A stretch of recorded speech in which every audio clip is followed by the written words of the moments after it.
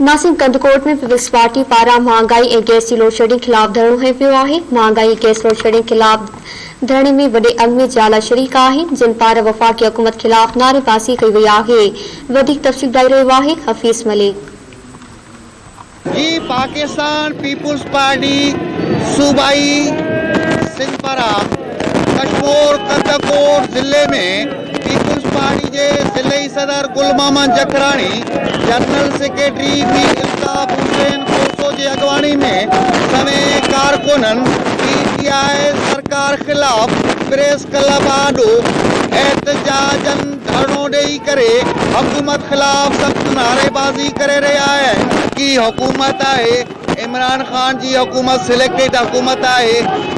People's party जो एहतजाज अवाम के हकन लाए अवाम सदाई पीपुल्स पार्टी से गड रही है। पीपुल्स पार्टी जहिड़े रीत एहतजाज करे रही है, पीटीआई सरकार जा रस्ता उहे सोड़ा थी रहा है।